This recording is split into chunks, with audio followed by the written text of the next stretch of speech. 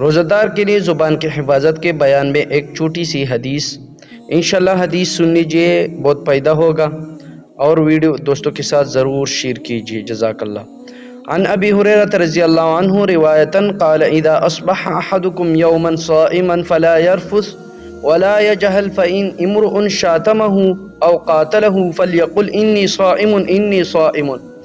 حضرت ابو ہریرہ رضی اللہ عنہ سے روایت ہے کہ جب تم میں سے کوئی روزے کی حالت میں صبح کرے تو نہ تو وہ کوئی بیہودہ بات کرے اور نہ ہی کوئی جہالت کا کام کرے، تو اگر کوئی اس سے گالی سے یا اس سے لڑے تو اسے چاہیے کہ وہ کہہ دے کہ میں روزے سے ہوں۔